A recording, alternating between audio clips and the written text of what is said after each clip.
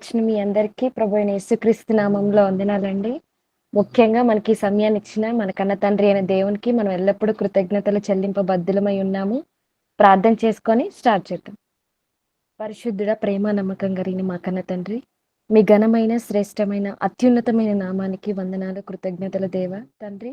నశించిపోతున్న ఈ సమాజంలో తండ్రి మమ్మల్ని ఉంచక మీ కొరకు తండ్రి నిలవబెట్టి మీ మాటల్ని ధ్యానించడానికి మాకిటి సమయాన్ని అనుగ్రహించినందుకు మీకు కృతజ్ఞతలు తండ్రి. మీరే మాకు కొద్దిసేపు తోడుగా ఉండి మీ మాటలు మాకు నేర్పించి తండ్రి మా బ్రతుకు కాలం అంతా తండ్రి వాటి ప్రకారం నడుచుకొని భూమి మీద మీకిష్టలుగా బ్రతికే భాగ్యాన్ని దయచేయండి. విని మమ్మల్ని మేము మోసపుచ్చుకొనకుండా తండ్రి దాని ప్రకారం ప్రవర్తించు వారమై ఉండులాగున తగిన జ్ఞానంను మాకు ఇవ్వమని కోరుకుంటూ ఈ ప్రార్థన ప్రభు అయిన యేసుక్రీస్తు నామంలో అడిగి వేడుకుంటున్నాం తండ్రి, ఆమేన్. ముందుగా అంటే చెప్పిన విధంగా మన సబ్జెక్ట్ వచ్చేసి దేవుని దగ్గరకు వచ్చిన భక్తునివా, దేవుడు మెచ్చిన భక్తునివా. మరొకసారి, దేవుని దగ్గరకు వచ్చిన భక్తునివా, దేవుడు మెచ్చిన భక్తునివా. భక్తులు అనంటే సహజంగా మీరు ఆలోచించండి, ప్రపంచంలో రెండు వర్గాలు మనకు కనపడతాయి. ఒకటి దేవుణ్ణి నమ్మిన వారు ఉన్నారు, దేవుని నమ్మని వారు ఉన్నారు. దేవుని నమ్మని వారు ఆ వర్గం గురించి మనం పక్కన పెడితే, దేవుని నమ్మిన వారు సమాజంలో భక్తులుగా చలామణి అవుతున్నారు. అది ఏ దేవుడైనా అవ్వనివ్వండి. ఒక్క దేవుణ్ణే అందరూ నమ్ముతున్నారు, ఒక్క దేవుణ్ణి అందరూ సేవిస్తున్నారు అనేది మనం చెప్పకపోయినా, పలానా దేవునికి మేము భక్తులమండి, పలానా దేవతకి మేము భక్తులమండి, పలానా ఆయన్ని నేను సేవిస్తానండి అని ఇలా భక్తులుగా రకరకాలుగా చలామణి అవుతున్నారు, చెప్పుకుంటున్నారు. ఓకే, బానే ఉంది. ఇక క్రైస్తవ్యం గురించి ఆలోచిస్తే సుమారు ప్రపంచంలో 400 కోట్ల మందికి పైగా క్రైస్తవులుగా ఉన్నారు. క్రీస్తుని నమ్మి క్రైస్తవులుగా ఉన్నారు, అది మనకు తెలిసిన విషయమే. ఇక క్రైస్తవులుగా ఉన్న వాళ్ళంతా నిజంగా భక్తులు అంటారా? ఆలోచించండి. ఇందులో కూడా ఎలా ఉన్నారంటే కేవలం ఆదివారం మాత్రమే ఆరాధనకు వచ్చే భక్తులు ఉన్నారు. ఇంకొందరు వాళ్ళకి వీలు కుదిరినప్పుడు అప్పుడప్పుడు వచ్చే భక్తులు ఉన్నారు. ఇంకొందరు స్పెషల్ అన్నమాట, పండగలకు మాత్రమే, న్యూ ఇయర్కి, డిసెంబర్ 31కి, జాన్ 1కి, డిసెంబర్ 25కి, ఇలా ఫెస్టివల్స్కి మాత్రమే వచ్చే భక్తులు మాత్రమే ఉంటారు. వీళ్ళందరి విషయంలో దేవుడు ఒక మాట అంటున్నాడు. ఆ మాటను చూసుకొని మనకు ముందుకు వెళ్దాం. కీర్తనల గ్రంథము 12వ అధ్యాయము 1వ వచనం. భక్తుడు అంటున్నాడు ఏమని? యెహోవా నన్ను రక్షింపుము, భక్తి గలవారు లేకపోయిరి, విశ్వాసులు నరులలో ఉండకుండా గతించిపోయిరి. భక్తి గలవారు లేకపోయిరట, విశ్వాసం గలవారు నశించిపోయిరి. భక్తి గలవారు లేరా? మరి ఆదివారం చర్చిలన్నీ నిండిపోతున్నాయి. పోనీ మనమంతా ఎవరు? మనమంతా ఎవరం అండి? సరే, ఇక్కడ భక్తి గలవారు లేకపోయిరి అని ఉంది కదా, ఇదే మాట మరొక గ్రంథంలో కూడా మనం చూడగలిగితే, మీకా గ్రంథం 7వ అధ్యాయం 2వ వచనం. మనందరికీ తెలిసిన మాటే. మీకా గ్రంథము 7వ అధ్యాయము 2వ వచనం. భక్తుడు దేశములో లేకపోయెను. మీకా గ్రంథము 7వ అధ్యాయము 2వ వచనం. భక్తుడు దేశంలో లేకపోయెను, జనులలో యథార్థపరుడు ఒకడునూ లేడు, అందరును ప్రాణహాని చేయుటకై పొంచిన వారే, ప్రతి మనుషుడును కిరాతకుడై తన సహోదరుని కొరకు వలలు ఒగ్గును. భక్తుడు దేశంలో లేకపోయినంట. దేశంలో ఒక్క భక్తుడు కూడా దేవునికి కనిపించడం లేదా? భక్తులే లేరు, విశ్వాసులందరూ నశించిపోయారు అంటున్నారు. మరి ఆదివారం చర్చిలన్నీ నిండిపోతున్నాయి. ఫెస్టివల్స్ వచ్చినప్పుడు చర్చిలు సరిపోక బయట టెంట్స్ వేస్తారు, తెలుసు కదండి. మీ వైపు మనం చూస్తూనే ఉంటాం, టెంట్స్ వేస్తారు ప్రత్యేకంగా, స్పెషల్గా. ఎందుకు? స్పెషల్ భక్తులు ఆ రోజే వస్తారు కాబట్టి. మరి వీళ్ళంతా ఎవరు? మనమంతా ఎవరు? దేవుడేమో భక్తుడే లేడు అని స్టేట్మెంట్ ఇస్తున్నాడు. మనమంతా ఎవరమండి మరి? వచ్చిన వాళ్ళందరితో దేవుడు ఒక మాట అంటున్నాడు. ఏమనో చూద్దాం. మనందరం భక్తులుగా దేవుని దగ్గరికి వస్తున్నాం, కానీ దేవుడు ఏమంటున్నాడు అనంటే, హెజ్కేలు గ్రంథము 33వ అధ్యాయము 30వ వచనం నుంచి, మరియు నరపుత్రుడా, నీ జనుల గోడ దగ్గరను ఇంటి ద్వారములందును నిలవబడి నిన్ను గూర్చి మాట్లాడుదురు. ఒకరినొకరు చూచి పోదుము రండి, యెహోవా యొద్ద నుండి బయలుదేరి మాట ఎట్టిదో చూతుము రండి అని చెప్పుకొంచున్నారు. జనులందరూ సహజంగా ఎలా ఉన్నారు అంటే, అరే నాన్న ఈరోజు సండే కదా, ఈరోజు పలానా దగ్గర మీటింగ్ ఉంది కదా, వెళ్దాం రండి, దేవుని దగ్గర నుంచి వచ్చే మాట ఎటువంటిదో అని మనుషులందరూ చూసేలా మనం వెళ్దాం రండి, దేవుని దగ్గరికి వెళ్దాం రండి అనుకుంటున్నారట. యెహోవా యొద్ద నుండి బయలుదేరి మాట ఎట్టిదో చూతుము రండి అని చెప్పుకొనుచున్నారు. నా జనులు రాదగిన విధముగా వారు నీ యొద్దకు వచ్చి నా జనులైనట్టుగా నీ ఎదుట కూర్చుండి నీ మాటలు విందురు గాని వాటిని అనుసరించి ప్రవర్తింపరు. బా, చూడ్డానికి మాత్రం పోయే వాళ్ళంతా చూడండి, వీళ్ళు తెల్లని వస్త్రాలు ధరించుకున్నారు, పొద్దున్నే లేశారు, తలస్నానం చేశారు, బైబిల్ చేతి పట్టుకున్నారు, వెళ్ళిపోతున్నారు. చూడ్డానికి మనం అందరం ఎలా ఉంటాము అంటే భక్తులుగా ఉన్నాము. దేవుని దగ్గరికి చూసే వాళ్ళందరూ ఎలా అనుకుంటారు చెప్పండి? ఈ అమ్మాయి చూడు యవ్వనంలో ఉంది, ఆ సినిమా హాల్కి వెళ్ళకుండా, ఆ జూ పార్కుల మట్టి తిరగకుండా, పార్కుల మట్టి తిరగకుండా పొద్దున్నే చేతిలో బైబిల్ పట్టుకొని ప్రార్థనకి వెళ్తుంది, భక్తులం అని అనుకుంటారు చుట్టూ చుట్టూ ఉన్న సమాజం అంతా. కానీ దేవుడు ఏమంటున్నాడు? నా జనులైనట్టుగా వెళ్తారు, ఎంతో ప్రేమ కనపరుస్తారు నోటితో, అసలు దేవుని దగ్గర నుంచి వచ్చే మాట ఎటువంటిదో అని వెళ్తున్నారట. కానీ దేవుడు అంటున్నారు ఏమని? నా జనులైనట్టుగా నీ ఎదుట కూర్చుండి నీ మాటలు వింటారు, దైవజనుడు చెప్పే మాటలు వింటారట, కానీ వాటిని అనుసరించి ప్రవర్తింపరు. వారు నోటితో ఎంతో ప్రేమ కనపరచుదురు కానీ వారి హృదయం లాభమును అపేక్షించుచున్నది. దేవుని దగ్గరకు వచ్చే వాళ్ళంతా దేవుని మీద భక్తితో రావట్లేదా? దేవుని మీద ప్రేమతో రావట్లేదా? రావట్లేదనే కదా దేవుడు చెప్పేది. ఎందుకు వస్తున్నారట? వారి హృదయం లాభమును అపేక్షించుచున్నది, లాభంతో వస్తున్నారు. దేవుని భక్తి లాభమా? కొంతమంది చూడండి, ఎందుకంటే మీరు దేవుని నమ్ముకున్నారు అనంటే, అంటే మాకు కొన్ని సంవత్సరాలుగా అప్పులు ఉన్నాయండి, దేవుని నమ్ముకున్నాక అప్పులన్నీ పోయాయండి. నాకు జాబ్ రాలేదండి, దేవునికి ప్రార్థన చేశానండి, నేను పలానా మీటింగ్కి వెళ్ళానండి, ఇలా అయ్యగారు ప్రార్థన చేశాను, నాకు జాబ్ వచ్చిందండి. పెళ్ళి అవ్వలేదండి, దేవుళ్ళకి వచ్చాక పెళ్ళి అయ్యిందండి. అంటే కోరికలు తీరడం కోసం దేవుని నమ్ముకున్నావా? కోరిక అవసరాల కోసం దేవుని దగ్గరికి వచ్చి భక్తుని వేషం వేస్తున్నావా? ఇదే కదా దేవుడు అంటున్నాడు. మనం భక్తులు అని మనం అనుకుంటున్నాం, కానీ దేవుడు ఏమంటున్నారు?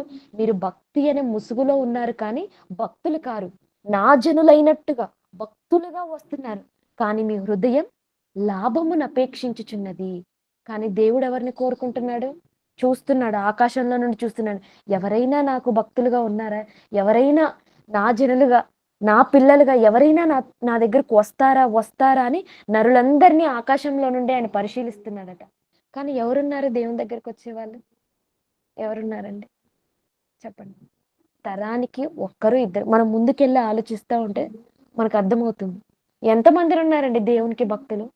మన యోబు గారి కాలం నుంచి ఆలోచిద్దాం. ఫస్ట్ యోబు గ్రంథం 1వ అధ్యాయం 1వ వచనం మనందరికి తెలిసిన మాట. యోబు గ్రంథము 1వ అధ్యాయము 1వ వచనం. యోబు గారి కాలానికి ఆలోచిస్తే దేవుడు అంటున్న మాట చూడండి, మనకు తెలుసు యోబు గారిలో ఎన్ని మంచి క్వాలిటీస్ ఉన్నాయో మనకు తెలుసు.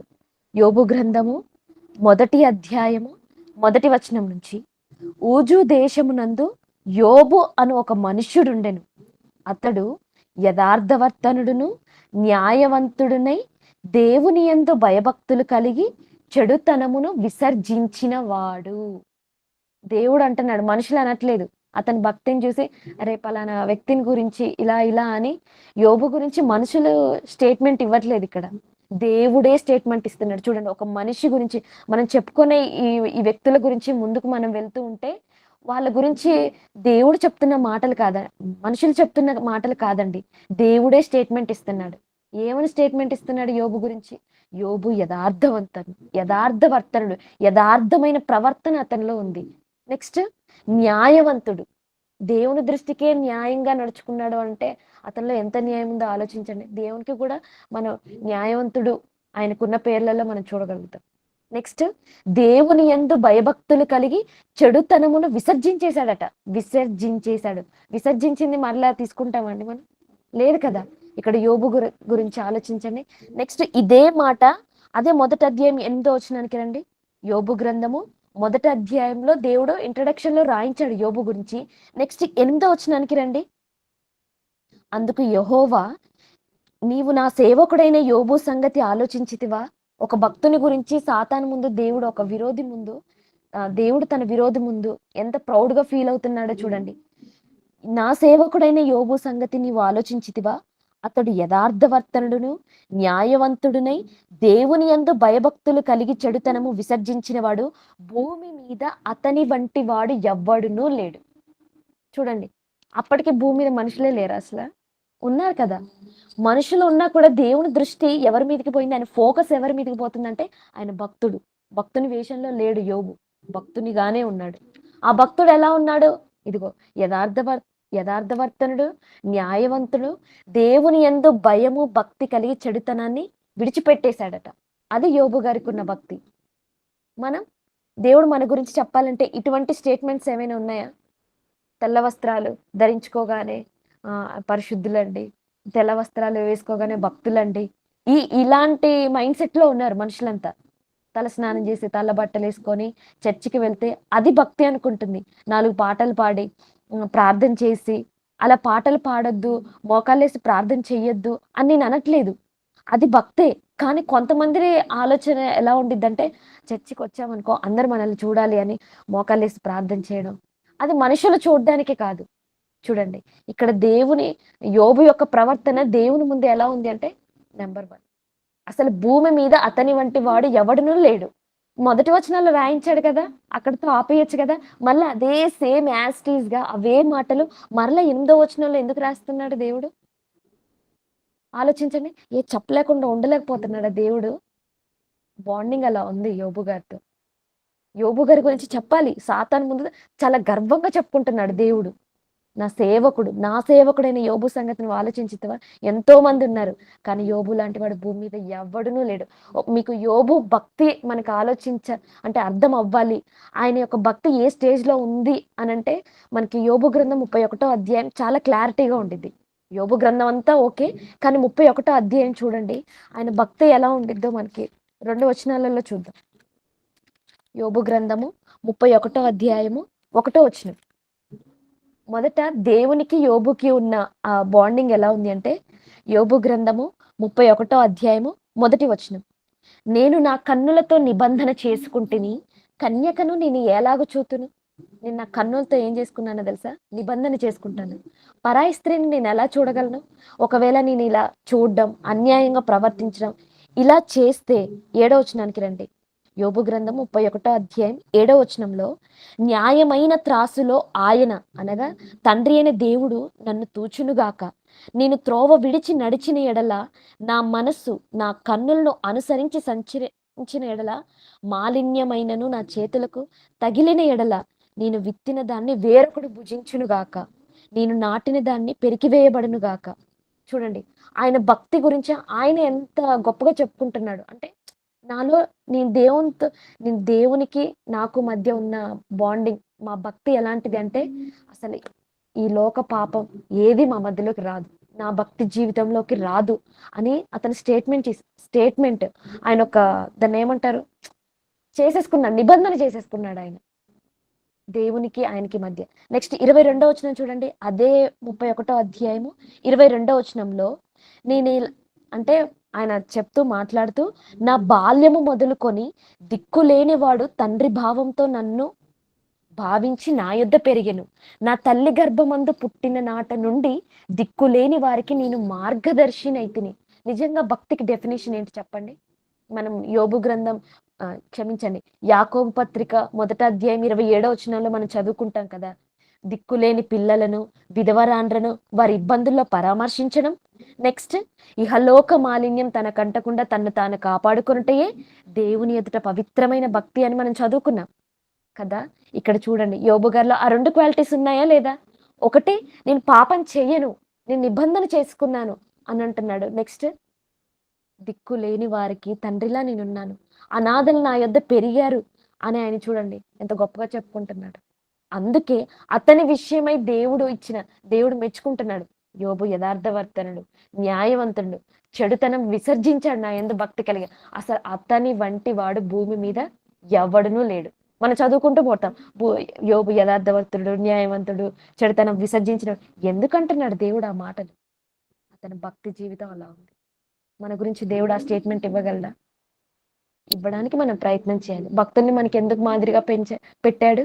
వాళ్ళ సహనాన్ని, వాళ్ళ భక్తిని మనం కూడా మాదిరిగా ఉంచుకోవాలనే కదా ఇక్కడ యోబు భక్తి మనకి మార్గదర్శకంగా అవపడుతుంది. నెక్స్ట్ మరో భక్తుని దగ్గరికి వెళ్ళిపోదాం. నెక్స్ట్ మోషే గారు. మోషే గారి గురించి దేవుడు ఇచ్చిన స్టేట్మెంట్స్ మీకు ఏమైనా గుర్తున్నాయా? చెప్పగలుగుతారా మోషే గారి గురించి?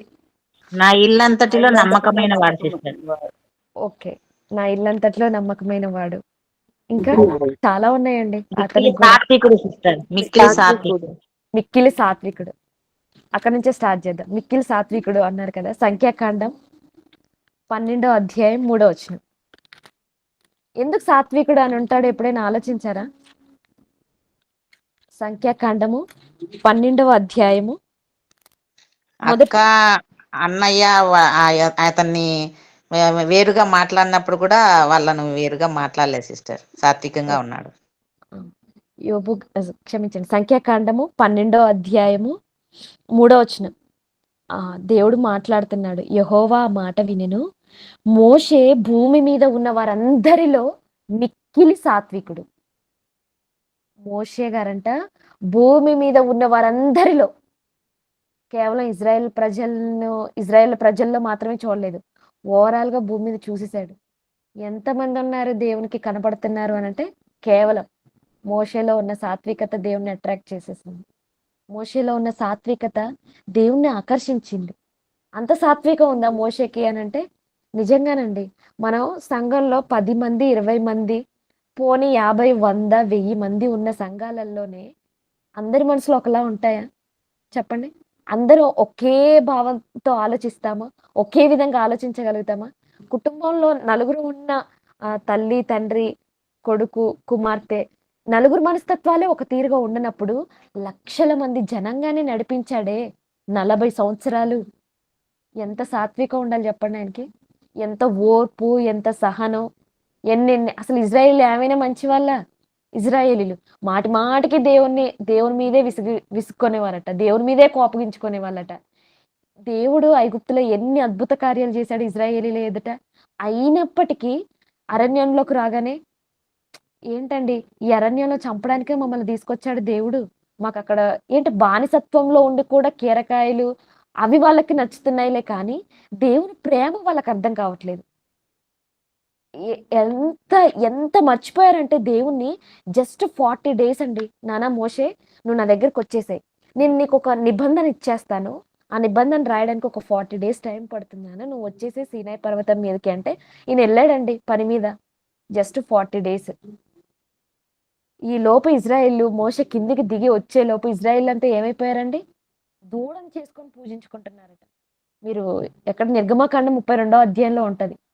నిర్గమాకాండం 32వ అధ్యాయం మీరు చదవండి. అహరోన్ దగ్గరికి వెళ్ళి మాకు ఇదేం చేస్తావా లేవా అంటే ఆయన ఏం చేశాడు? వాళ్ళ దగ్గర ఉన్న బంగారాన్ని అంతా తీసేసుకొని ఒక దూడం చేసి ఇచ్చాడట. ఆ దూడం చూసి వీళ్ళేమంటున్నారు? ఐగుప్తులో నుండి మమ్మల్ని తీసుకొచ్చిన దేవుడివి నువ్వే అని ఒక దూడని అంటే దేవుని యొక్క స్వరూపాన్ని వాళ్ళు చూడండి ఎలా మార్చేశారు. ఆయన అంటాడు కదా, దేవుని యొక్క మహిమను గడ్డి మేయి ఎద్దు రూపంలోకి మార్చేశారు అని దేవుడు బాధపడతాడు ఇజ్రాయేలీల విషయంలోనే. ఆ టైంలో అసలు దేవునికి ఎంత కోపం రావాలి చెప్పండి. వాళ్ళ కోసం ఐగుప్తులో ఎన్ని సూచక్రియలు చేసేసాడు. ఐగుప్తులో లాస్ట్కి వచ్చేసరికి జ్యేష్ఠ సంతానాన్ని అంతా చంపేశాడు కదా. అయినప్పటికీ ఇజ్రాయేలీల యొక్క మనసు స్థిరంగా లేదండి దేవుని పట్ల, వాళ్ళ భక్తి స్థిరంగా లేదు. ఎలా అయిపోయారంటే చివరికి దేవుడికి ఎంత కోపం వచ్చేసిందంటే చూడండి, నిర్గమాకాండము 32వ అధ్యాయము 8వ వచనం. దేవుడు మోషేతో అంటున్నాడు ఈ మాటలన్నీ.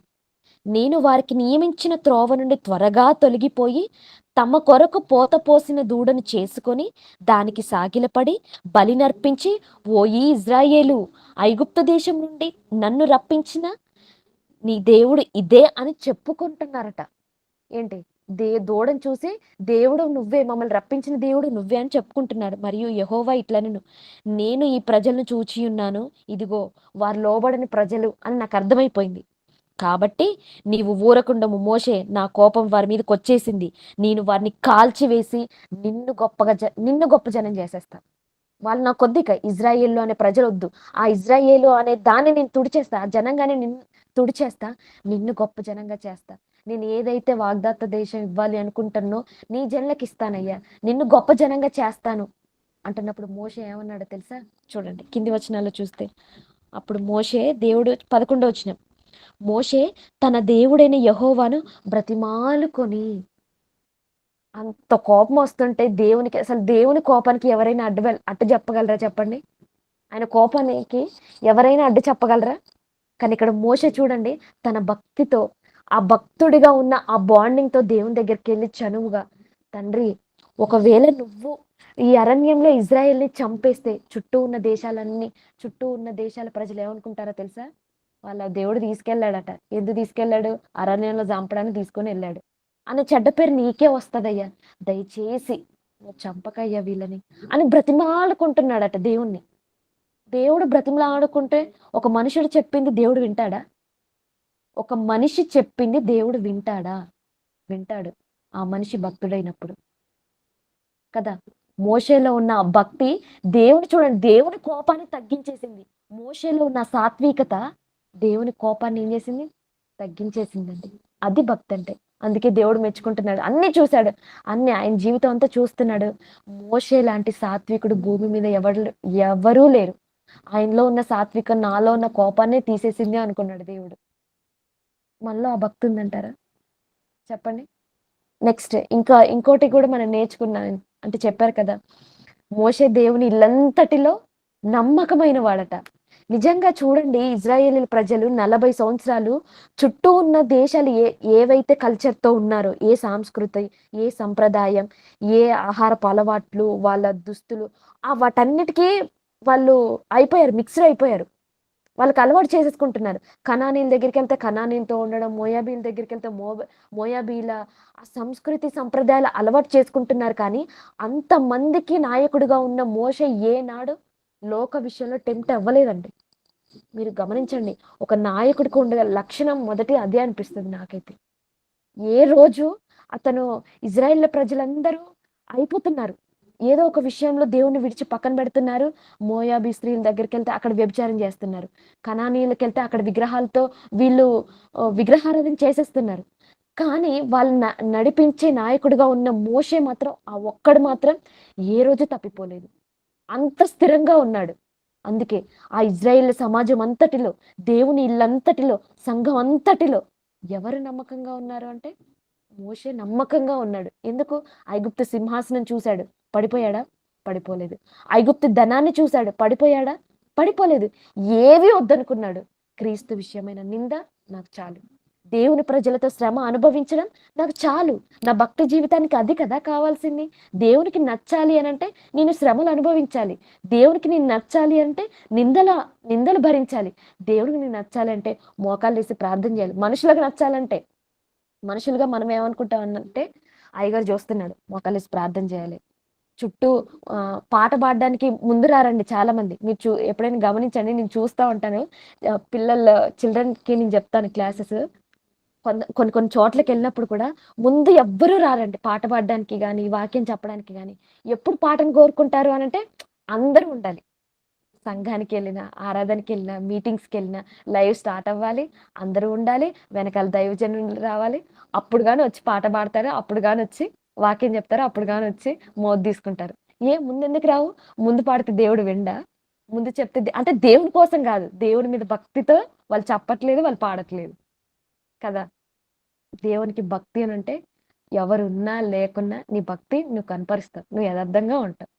మోషేల గారి లాగా చూడండి, ఎన్ని 40 సంవత్సరాలు అయినప్పటికీ మోషే ఏనాడు తన భక్తి జీవితంలో మిస్టేక్ కనిపించలేదు దేవునికి.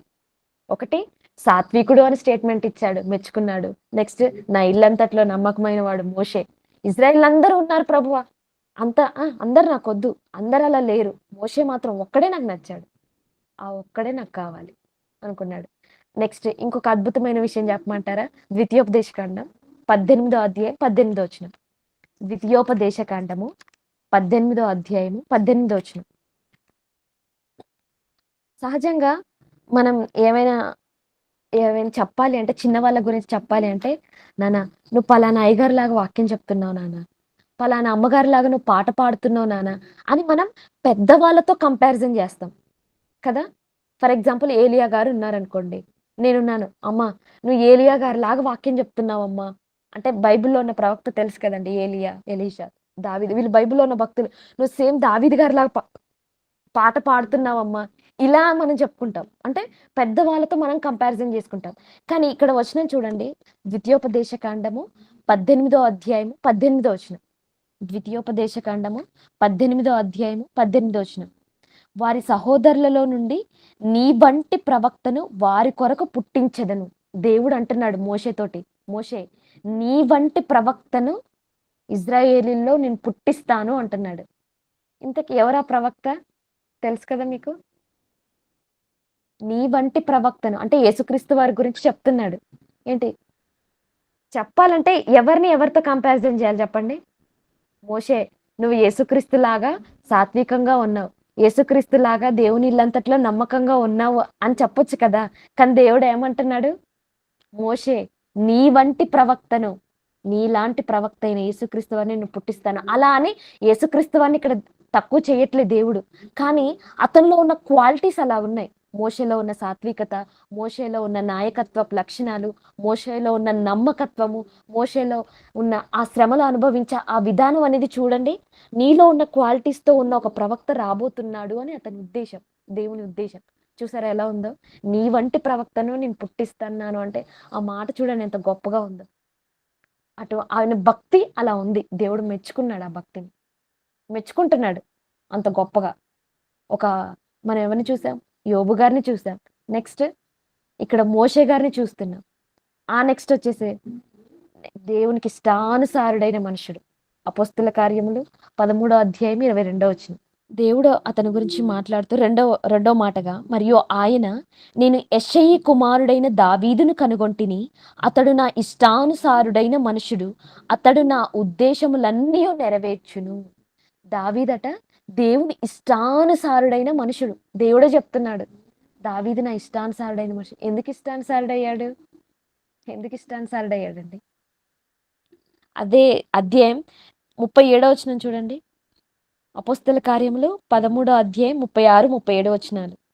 దావీదు దేవుని సంకల్పము చొప్పున తన తరము వారికి సేవ చేసి నిద్రించి తన పితరుల యొద్దకు చేర్చబడెను. దేవుని సంకల్పం చొప్పున సేవ చేశాడట దావీదు గారు. నిజంగా దావీదు గురించి మీరు ఆలోచించండి. దివారాత్రములు దేవుని ధ్యానించాడంట. హృదయ శుద్ధి గలవారు ధన్యులు, వారు దేవుని చూచెదరు. ఇప్పుడు దేవుడు ఎలా ఉన్నాడు? ఆదియందు వాక్యం ఉండెను, వాక్యము దేవుని యొద్ద ఉండెను, వాక్యము దేవుడై ఉండెను.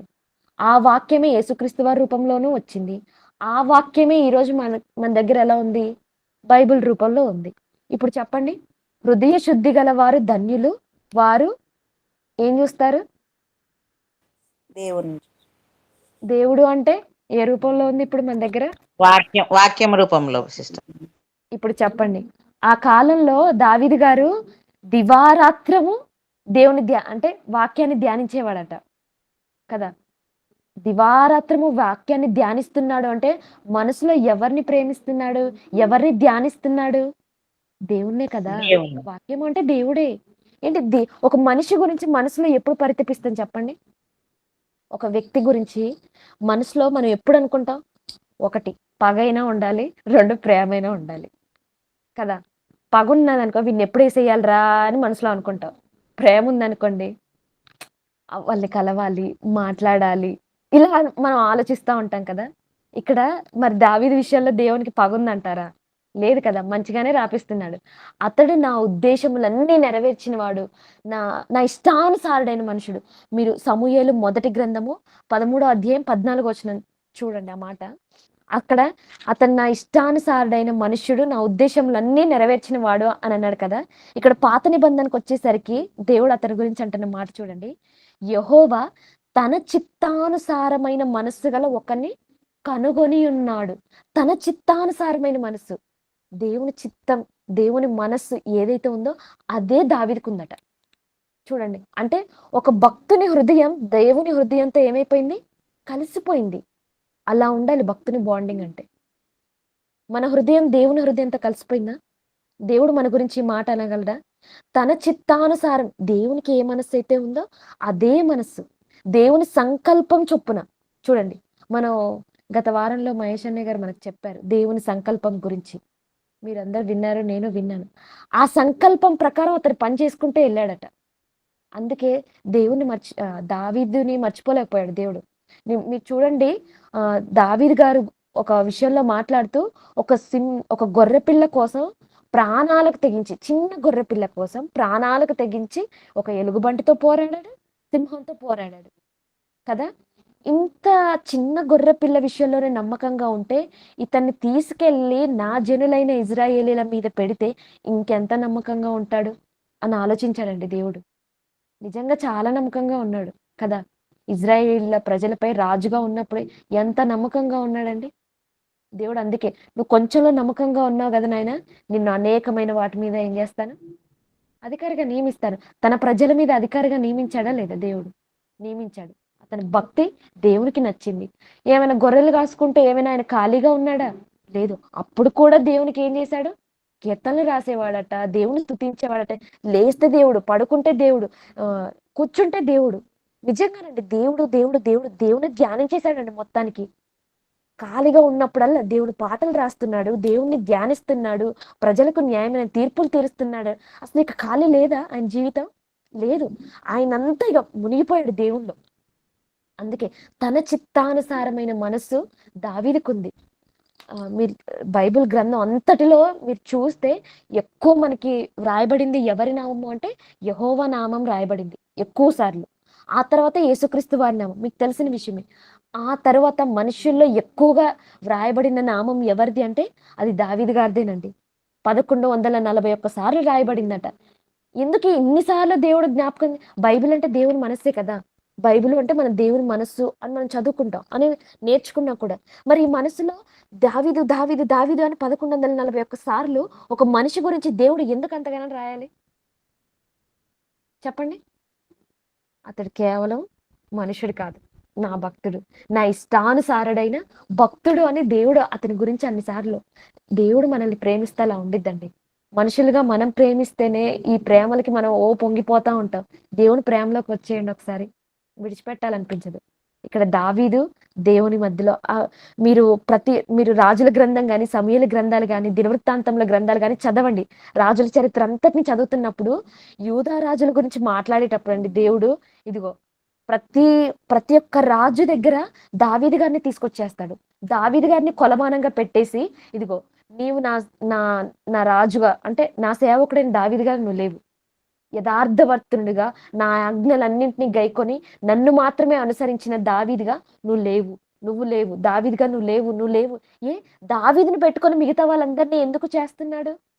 ఉంటే దావీదులో ఉండండి, లేకపోతే అవసరం లేదు మీరు అని దేవుడు డైరెక్ట్ చెప్పేస్తున్నాడు మనకి. ఉంటే దావీదులా భక్తునిగా, దావీదులా ఉండండి, దావీదులా రాజుగా ఉండండి, లేకపోతే అవసరం లేదు. దావీదు గారి భక్తి అలా ఉంది. దేవుడు మెచ్చుకున్నాడా? మెచ్చుకున్నాడు. యోబుని మెచ్చుకున్నాడు, మోషేని మెచ్చుకున్నాడు, దావీదు మెచ్చుకున్నాడు.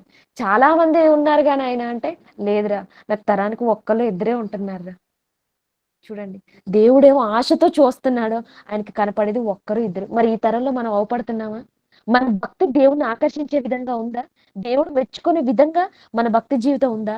లేదా మనుషులు పొగడాలని, మనుషుల కోసం పరిసయ్యులు శాస్త్రులాగా ఏవైతే ఆ పై వాటి కోసం ఆశిస్తున్నారో మనం అలా ఆశిస్తున్నాము? మన భక్తిని, మన విశ్వాసాన్ని ఎవరి దగ్గర పరీక్షించుకోమనిలే. బైబిల్ ఉందిగా మన చేతిలో. నీ విశ్వాసాన్ని నువ్వే పరీక్షించుకో, నీ భక్తి జీవితాన్ని నువ్వే పరీక్షించుకో.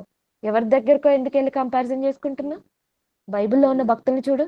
యోబు గారిని పెట్టుకో ముందు, మోషే గారిని పెట్టుకో, దావీదు గారిని పెట్టుకో. మరో భక్తుని చూద్దామా? మరో భక్తుడు మీ అందరికి తెలుసు కదా, దేవుని యొక్క ఫ్రెండ్, బెస్ట్ ఫ్రెండ్ ఎవరు? అబ్రహాం గారు. నిజంగా మనం ఎవరితో పడితే వాళ్ళతో ఫ్రెండ్షిప్ చేస్తామో చెప్పండి. పలానా వ్యక్తి రోడ్ మీద వెళ్ళే వాళ్ళందరినీ చూసి పిలిచి ఇతను నా ఫ్రెండ్ అండి, ఇతను నా ఫ్రెండ్ అండి అని మనం చెప్తామా? మనుషులుగా మనమే ఒక వ్యక్తితో ఫ్రెండ్షిప్ చెయ్యాలి అంటే కొన్ని క్వాలిటీస్ ఉండాలా లేదా? మనుషులుగా మనమే ఒక రేంజ్ లో ఫీల్ అవుతాం. నా ఫ్రెండ్ అని చెప్పుకోవడానికి కొన్ని క్వాలిటీస్ ఉండాలి. దేవుడు ఫ్రెండ్ అని చెప్పడానికి దేవుడు ఆయన ఉన్నతమైన వాడు. అత్యున్నత సింహాసనంలో ఉన్న పరలోకంలో ఆయన వేవేల పరిశుద్ధుల మధ్య పరిశుద్ధుడు పరిశుద్ధుడు అని ప్రతిగానాలు చేస్తూ నిత్యము స్తుతింపబడుతున్న ఆయన ఒక సాధారణమైన అబ్రహాము అనే వ్యక్తితో, ఒక నరునితో ఇతను నా స్నేహితుడు అని చెప్పుకుంటున్నాడు అనంటే అబ్రహాం గారిలో ఉన్న భక్తి ఏంటండి అసలు? మనం దేవుడు అబ్రహాం గారు దేవుడికి స్నేహితుడు అని చదువుకుంటాం, అయిపోయింది. దేవుడికి స్నేహితుడు అంటండి. ఎందుకు స్నేహితుడు అయ్యాడు? నిజంగా అబ్రహాము వచ్చేసేయ్ అనగానే వచ్చేసాడు. కుమారుడిని ఇచ్చేయ్ అనగానే ఇచ్చేస్తున్నాడు. ఏంటండి ఆ లోబడే విధానం ఏంటి? ఆ ఇచ్చే విధానం ఏంటి? నిజంగా మనకి చూడండి, మనకి ఎవ్వరు ఇవ్వంది అడిగిన వెంటనే ఇస్తున్నారంటే వాళ్ళేంటి మనల్ని బాగా ప్రేమిస్తున్నారు. వాళ్ళు మన స్నేహితులై ఉంటేనే ఇస్తారండి. మీరు చూడండి, తల్లిదండ్రులకి చెప్పలేని కొన్ని విషయాలు కూడా మనం ఎవరితో షేర్ చేసుకుంటాము అనంటే ఫ్రెండ్స్‌తోనే. ఎందుకు? వాళ్ళైతే మనకు అన్ని విషయాల్లో ఉంటారు అనండి. ఇక్కడ దేవుడు కూడా సొదొమ, గొమొర్రా విషయంలో దాన్ని నాశనం చేస్తున్నానని చెప్పేటప్పుడు దేవుడు ఏమంటాడండి? నేను చేయబోయే కార్యం ఏదైనా అసలు అబ్రహాంకి దాచిపెడతానా? ఎందుకు దాచిపెడతాను? దాచిపెట్టను నేను. అబ్రహాం నా స్నేహితుడు కదా! నా ఫ్రెండ్ కదా! నా ఫ్రెండ్ దగ్గర నేను ఏ విషయమైనా దాచిపెడతానా? దాచిపెట్టను. అది. అబ్రహాంలో ఉన్న భక్తి దేవునికి స్నేహితుడిని చేసేసింది. దేవుడు మనతో స్నేహం చేయగలడా? మనలో ఉన్న భక్తి దేవునికి దేవుని దేవుని దగ్గరకొచ్చి మెప్పించగలదా? మీరు ఆలోచించండి. మరొక విషయం మీరు ఆలోచించండి. కుమారుణ్ణి ఇచ్చేయండి, కుమారుణ్ణి నాకివ్వు అబ్రహాము అనగానే ఏమైనా వెనకాడాడా? నువ్వే గదా ఇస్తానన్నావు. నేనేమైనా అడిగానా? నా ఇంట్లో ఉన్నాడే నా దాసుడు ఎలియేజరు. అతనే నాకు ఇగ నా కుటుంబ వ్యవహారాలన్నీ చూసుకుంటాడు. నాకు వారసుడుగా వస్తాడేమో అనుకున్నాను. నువ్వేమన్నావు?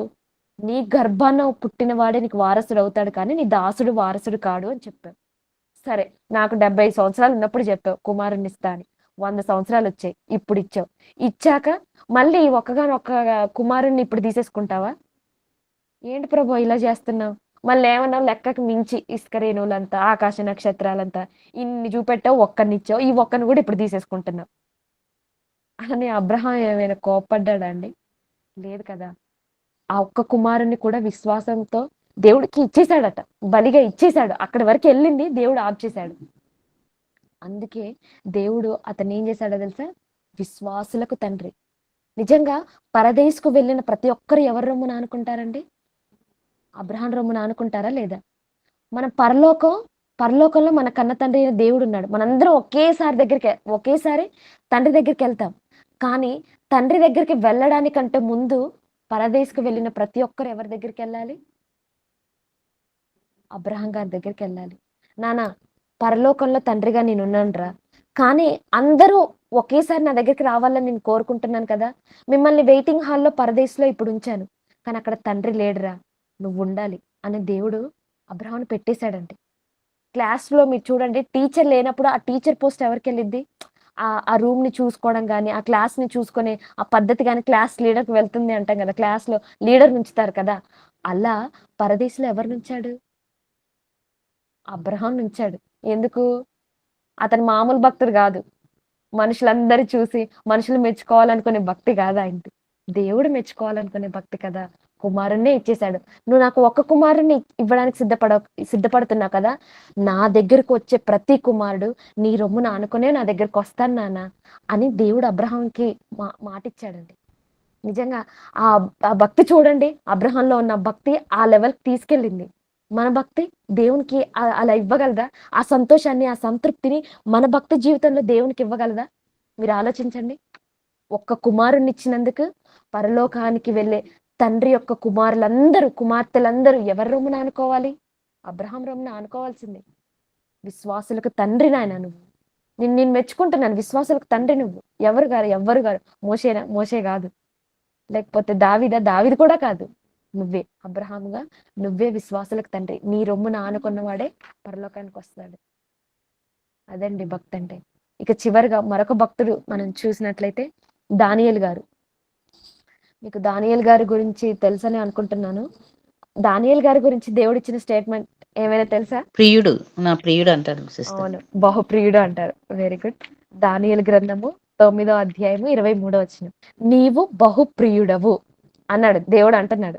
ఇక్కడ అంటే సరిపోయింది కదా! మరి చూడండి 10వ అధ్యాయం 11వ వచనం. దానియేలు 10వ అధ్యాయము 11వ వచనం. Next chapter 11th verse. దానియేలు నీవు బహుప్రియుడవు గనుక. అక్కడ 9వ అధ్యాయంలో అన్నాడు. ఒకటే సందర్భం కదా, ఇన్నిసార్లు అనాలా అండి? మరొక చూడండి, అదే 10వ అధ్యాయం 18వ వచనం. అదే సందర్భం, ఒకటే సందర్భంలో ఇన్నిసార్లు అంటున్నాడు. దానియేలు నువ్వు బహుప్రియుడవు, దానియేలు నువ్వు బహుప్రియుడవయ్యా. మళ్ళా 18వ వచనం వచ్చేసరికి అతడు మరలా నన్ను బలపరిచి నన్ను ముట్టి నీవు బహుప్రియుడవు. ప్రియుడవు మీన్స్ ప్రియుడు, ఇష్టమైన వాడు. లవ్, ఇష్టం. ఇంగ్లీష్ లో లవ్ అంటాం కదా. ఐ లవ్ యూ అని మనం ఊరకనే అంటాం రోడ్డు మీద పోయే వాళ్ళందరితోటి. ఐ లవ్ యూ అంటాం, అనం కదా. ఇక్కడ దేవుడు కూడా తన భక్తుల్ని తన గ్రంథంలో రాసుకుంటున్నాడు. దానియేలు నీవు బహుప్రియుడవు, ఐ లవ్ యూ దానియేలు. ఎందుకయ్యా ఇన్నిసార్లు చెప్తున్నావు అంటే మీరు ఆలోచించండి. దానియేలు గ్రంథం 1వ అధ్యాయంలో మనం చదువుతున్నప్పుడు నెబుకద్నెజర్ ఆ చెరలోనికి వచ్చినప్పుడు అంటాడు, ఆయన ఒక శాసనం, ఆయన ఒక ఆజ్ఞ ఇస్తాడు. ఏమని? వచ్చారు కదా యెరూషలేములో నుంచి వచ్చిన యూదులందరిలో రాజవంశీకులు ఎవరైతే ఉన్నారో వారందరినీ తీసుకొచ్చేయండి. వాళ్ళందరికీ ఈ బబులోని యొక్క విద్యను, ఈ బబులోని యొక్క భాషను, ఈ బబులోని దేశంలో నేను రాజుగా ఏదైతే తింటున్నా ఆ ఆహారాన్ని, ఆ పానాన్ని ఇచ్చేయండి. అది మాత్రమే ఇవ్వాలి అని వాళ్ళకి ఒక శాసనం చేస్తాడు. కానీ దానియేలు ఏం ఆలోచిస్తాడో తెలుసా? ఆ రాజవంశీకుడే అండి. అంటే రాజవంశీకుల్ని పిలవమన్నాడు, అందులో వెళ్ళాడు అంటే దానియేలు, షడ్రకు, మేషకు వీళ్ళందరూ వాళ్ళే కదా, రాజవంశీకుల్లో ఉన్న వాళ్ళే కదా. దానియేలు తినే ఆహారం విషయంలో కూడా ఎంత జాగ్రత్తగా ఆలోచించాడంటే, మీరు 1వ అధ్యాయానికి వచ్చేస్తే దానియేలు గ్రంథము 1వ అధ్యాయం 8వ వచనం. రాజు భుజించు భోజనమును పానము చేయు ద్రాక్షారసమును పుచ్చుకొని తన్ను అపవిత్రపరచుకొనకూడదని దానియేలు ఉద్దేశించి. తినే ఆహార విషయంలో కూడా నేను అపవిత్రుణ్ణి కాకూడదు అంటే అతని పర్సనల్ విషయంలో, అతని క్యారెక్టర్ విషయంలో ఇంకెంత పవిత్రుడిగా ఉంటాడో ఆలోచించండి. అప్పటికి భాష మారిపోయింది, భాషని మార్చేస్తున్నారు. నెక్స్ట్ ఆహారాన్ని మార్చేస్తున్నారు. నెక్స్ట్ విద్యను మార్చేస్తున్నారు. త్రాగమంటున్నారు, పెట్టారు ముందు, లేదు టెంప్ట్ అవ్వట్లేదు. టోటల్గా యెరూషలేము అనంటే ఆ చుట్టూ ఉన్న వాళ్ళంతా యూదులు. అక్కడ ఉన్న యెరూషలేము మందిరం ఉంది. దేవుని దగ్గర వాళ్ళు ఎప్పుడు భక్తిగా ఉండడానికి ఓకే, చుట్టూ స్వదేశం కాబట్టి దేవుని దగ్గర భక్తిగా ఉండాలి అనుకోవచ్చు. ఇక్కడ భాష మారింది, ప్రాంతం మారింది, అన్నీ మారిపోయాయి. ఇక్కడ చూడడానికి ఎవరు లేరు కదా, నీ ఇష్టంగా నువ్వు ఉండొచ్చు కదా. లేదు, ప్రాంతం మారినా, భాష మారినా, ఏది మారినా నా దేవుని మీద ఉన్న భక్తి మాత్రం మారదు. నేను స్థిరుడుగా ఉంటాను. కాబట్టి సింహాల బోన్లోకి వెళ్ళిన, నన్ను సింహాల బోన్లో వేసినా కూడా నా భక్తి మారదు. భక్తునిగానే వెళ్ళాడు, తన భక్తుని దేవుడు కాపాడుకున్నాడు. అదండి భక్తి. అతనిలో ఉన్న భక్తి సింహాల నోరును కూడా మూయించేసింది. అతనిలో ఉన్న భక్తి రాజాజ్ఞను కూడా వ్యర్థపరిచేలా చేసేసింది. మన భక్తి అలా ఉందా చెప్పండి? మనం ఆరాధనకి వెళ్తాం, అయ్యగారు చెప్తారు మనకి, పాస్టర్ గారు చెప్తారు, అయ్యా తినొద్దు, తాగొద్దు, కుటుంబంలో పిల్లలతో, అంటే నీ పిల్లల విషయంలో, నీ భార్య విషయంలో నువ్వు సరిగా ఉండాలి, కుటుంబ యజమానుడిగా నువ్వు బాగుంటేనే కుటుంబం బాగుంటుంది, తినొద్దు, తాగొద్దు, ఇలాంటి లోక విషయమైన వాటికి మనం దూరంగా ఉండాలి అని ప్రతి ఒక్కరితోనూ చెప్తారు. యవనస్తులతో చెప్తారు, కుటుంబంలో ఉన్న వాళ్ళందరికీ అన్ని విషయాలలో మనకు వాక్యం బోధిస్తూనే ఉంటారు. కానీ మనం ఏదో ఒక సందర్భంలో వాటిని మిస్ చేస్తున్నాం కదా. చుట్టూ ఎవరు లేరు అని యవనస్తులు పాపం చేయడము, అమ్మా నాన్నలు లేరు కదా, నా ఇష్టం వచ్చినట్టు చూడొచ్చు, నా ఇష్టం వచ్చినవి చేసుకోవచ్చు అని పిల్లలు ఆలోచించడము, ఏదో ఒక విషయంలో మనం తప్పిపోతూనే ఉన్నాం. చిన్నలు అవ్వచ్చు, పెద్దలు అవ్వచ్చు, యవనస్తులు అవ్వచ్చు. కానీ ఇక్కడ దానియేలు జీవితం చూడండి, ఏది మారినా దేవుని మీద ఉన్న భక్తి మాత్రం మారలేదు. అందుకే దేవునికి తరానికి ఒక్కరు, ఇద్దరు, ముగ్గురు, నలుగురు, కేవలం వేళ్ల మీద లెక్క పెట్టేంత మాత్రమే ఉన్నారు.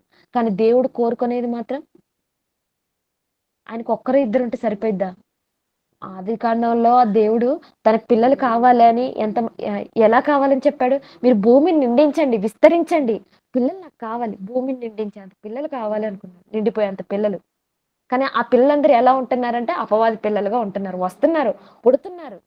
కానీ మీరు మీ తండ్రి యగు అపవాది సంబంధులు, అపవాదికి పిల్లలుగా మారిపోతున్నారు అని దేవుడు బాధపడుతున్నారు. కానీ మనం ఎవరి పిల్లలము? దేవుని పిల్లలం, దేవునికి భక్తులం, దేవునికి విశ్వాసులం మనం. మరి ఆ విశ్వాసులుగా మనలో ఈ క్వాలిటీస్ అన్నీ ఉన్నాయా? మీరు ఆలోచించండి. ఈవెన్ యేసుక్రీస్తు వారి గురించి కూడా చెప్తూ హెబ్రీ పత్రిక 5 అధ్యాయం 7 వచనంలో అంటాడు కదా! ఆయన భయభక్తులు కలిగి ఉన్నందున అంగీకరింపబడెను. మీరు చదువుకొనే ఉంటారు ఈ మాట. కావాలంటే చూడండి హెబ్రీ పత్రిక 5 అధ్యాయము 7 వచనంలో ఆయన కూడా యేసుక్రీస్తు వారు కూడా భయభక్తులు కలిగి ఉన్నందున అంగీకరింపబడెను. భయభక్తులు, భక్తి కలిగి ఉండడం అంత ఇంపార్టెంటా? Yes, important. మరి భక్తి కలిగి ఉన్నామా మనం? ఆ భక్తి దేవుడికి నచ్చిందేనా? దేవుడు కూడా యేసుక్రీస్తు వారిని మెచ్చుకున్నారండి. ఈయనే నా ప్రియ కుమారుడు. ఈయన యందు నేను ఆనందించుచున్నాను. ఆయనకిచ్చిన స్టేట్మెంట్స్ చూస్తారా ఒకసారి? హెబ్రీ పత్రిక చూడండి. హెబ్రీ పత్రిక 7 అధ్యాయం 26 వచనం. దేవుడు మెచ్చుకుంటున్నాడు యేసుక్రీస్తు వారిని ఏమని? పవిత్రుడు, నిర్దోషి, నిష్కల్మషుడు, పాపులలో చేరక ప్రత్యేకముగా ఉన్నవాడు. మన గురించి చెప్పాలంటే ఏం చెప్తాడు? పవిత్రుడి ప్లేస్‌లో మనకేమొస్తదండి? పాపి. నిర్దోషి ప్లేస్‌లో దోషి. నిష్కల్మషుడు. వీడిలో అంత కల్మషమే ఉంది. పాపుల్లో చేరక ప్రత్యేకంగా ఉన్నాడు. పాపుల్లో ప్రధాన పాపి. మనకిచ్చే స్టేట్మెంట్స్ అయితే ఇలా ఉంటాయి కదా! కానీ యేసుక్రీస్తు వారి గురించి పవిత్రుడు, నిష్కల్మషుడు, పాపుల్లో చేరక ప్రత్యేకంగా ఉన్నాడట. మరి ఆ క్రీస్తునే కదా మనం నమ్ముకున్నాం.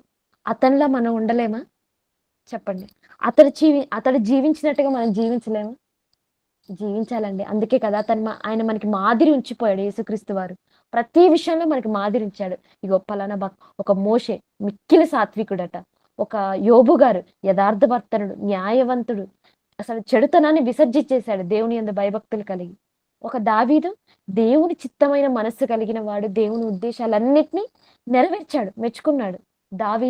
దానియేలుతోటి దానియేలు నీవు బహుప్రియుడవయ్యా అని దేవుడన్నాడు. ఒక అబ్రహాం గురించి నీవు నా స్నేహితుడవు.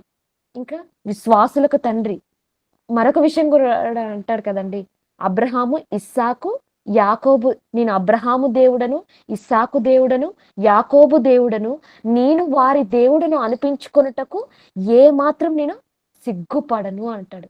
దేవుడు, నా దేవుడు, నా దేవుడు, నా దేవుడు అని మనం చెప్పుకోవడం గాదు. దేవుడు మన భక్తిని చూసి నేను వారి దేవుడను అని చెప్పుకోవాలి. అలా ఉండాలి మన భక్తి. మన భక్తి మరి అలా ఉందా? ఉండకపోతే ఉండడానికి ప్రయత్నిద్దాం. మరి ఎప్పుడుండిద్ది? ఎప్పుడు దేవుడు మన యందు సంతోషిస్తాడు? ఎప్పుడు మనల్ని మెచ్చుకుంటాడు అంటే, మనుషుల కోసం వేషధారణ వేష భక్తి మనకొద్దు. వేషధారణ భక్తి అసలు వద్దు మనకి. దేవుడు మనకి తెలుసు గదా! దేవుడు వ్యభిచారినైనా క్షమిస్తాడు కానీ, వేషధారణ భక్తి ముసుగులో నటించే వారిని దేవుడు అస్సలు క్షమించడు. భక్తి ముసుగులో ఉండి మనం నటిస్తున్నామా? ఆరాధనకెళ్తున్నాం, వాక్యం వింటున్నాం, చేయాల్సిన కార్యక్రమాలన్నీ చేసేస్తున్నాం. పాప పనులన్నీ చేసేస్తున్నాం. నువ్వు భక్తుడిగా ఉండి చేయాల్సిన పనులు ఇదేనా? అలా ఉంటే శిక్ష ఎక్కువ వస్తది. మరి దేవుడు మెచ్చుకోవాలి అనంటే, దేవుడు తన భక్తునిగా నిన్ను స్వీకరించాలి, మెచ్చుకోవాలి అంటే, దేవుడు నీకు పని అప్పగించాడు. సామర్థ్యం ఇచ్చాడు.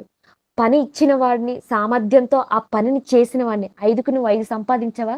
భలా నమ్మకమైన మంచి దాసుడా! నువ్వు ఈ కొంచెంలో నమ్మకంగా ఉన్నావు కాబట్టి, నిన్ను అనేకమైన వాటి మీద నిన్ను నియమిస్తున్నాను. 2 తలాంతులు ఇచ్చినవాడు మరి 2 సంపాదించాడు. సామర్థ్యంతో పని చేశాడు కాబట్టి, నువ్వు నమ్మకంగా ఉన్నావా? భలా నమ్మకమైన మంచి దాసుడా అని నిన్ను మెచ్చుకుంటాడు. వాళ్ళని మెచ్చుకున్న దేవుడు, అబ్రహాంని మెచ్చుకున్న దేవుడు, ఇస్సాకుని మెచ్చుకున్న దేవుడు, యేసుని మెచ్చుకున్న దేవుడు మనల్ని మెచ్చుకోడా? మెచ్చుకుంటాడు. ఎప్పుడు? పని చేసినప్పుడు, నమ్మకంగా ఉన్నప్పుడు, మన భక్తి జీవితంలో లోటుపాట్లు లేనప్పుడు మనల్ని మెచ్చుకుంటాడు. మనల్ని తన చెంతకు తీసుకుంటాడు. ఎప్పుడు మెచ్చుకోడు అంటే, యేసుక్రీస్తు వారికి పక్కనే ఉండి ద్రోహం చేశాడే ఇస్కరియోతు యూదా, భక్తి ముసుగులో ఉండి లోకాన్ని ఆశించాడు. ద్రోహియగు ఇస్కరియోతు యూదా అని స్టేట్మెంట్ ఇచ్చాడు. మనం కూడా భక్తి ముసుగులో భ్రష్టులుగా ఉన్నాం అనుకోండి, ద్రోహి అని స్టేట్మెంట్ ఇస్తాడు. భక్తిలో దేవునికి నచ్చే వారంగా ఉన్నాం అనుకోండి, అబ్రహాముని మెచ్చుకున్నట్టుగా, ఇస్సాకును మెచ్చుకున్నట్టుగా, దానియేలుని మెచ్చుకున్నట్టుగా మనల్ని మెచ్చుకుంటాడు.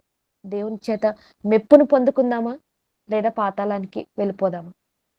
నిర్ణయం మీరు ఆలోచించండి. నన్ను నేను హెచ్చరించుకుంటూ, మీకు తెలియజేస్తూ ఈ మాటలు ముగిస్తున్నాను. ప్రార్థన చేసుకుందాం. పరిశుద్ధుడా, ప్రేమ నమ్మకం కలిగిన మా కన్న తండ్రి, మీ ఘనమైన అతి శ్రేష్టమైన నామానికి తండ్రి వందనాలు, కృతజ్ఞతలు తండ్రి. మీరు తండ్రి భక్తులు కావాలి అని, ఆ భక్తులు తండ్రి మీ మనసుకు నచ్చినట్లుగా ఉండాలని మీరు కోరుకుంటున్నారు నాయన. నిజంగా తండ్రి, ఒక భక్తుడు అని అంటే తండ్రి ఏదో పైకి నటించేవాడు కాదు. ఆ భక్తి అనేది తండ్రి మీతో బాండింగ్ ఏర్పరచుకోవడమే తండ్రి. ఆ భక్తిలో మేమందరం ఉన్నతంగా ఎదుగులాగున మాకు సహాయం దయచేయండి. మీరు రాయించిన మాటల ప్రకారం తండ్రి మేము నడుచుకుంటూ తప్పిపోకుండా ఉండుటకు తగిన జ్ఞానాన్ని అనుగ్రహించండి. గూగుల్ మీట్‌లో జాయిన్ అయిన ప్రతి ఒక్కరిని జ్ఞాపకం చేసుకోండి. తండ్రి అందరికీ మంచి ఆరోగ్యమును, ఆయుష్‌ని, బలాన్ని, శక్తిని ప్రసాదించండి. మరెన్నో కార్యక్రమాలు తండ్రి మీ కొరకు చేయులాగున నీ పిల్లలుగా మమ్మల్ని అందరినీ ఆశీర్వదించమని తండ్రి ఈ యొక్క చిన్ని ప్రార్థన మా ప్రభువును రక్షకుడైన యేసుక్రీస్తు వారి నామంలో అడిగి వేడుకుంటున్నాం తండ్రి. ఆమేన్. అందరికీ వందనాలండి.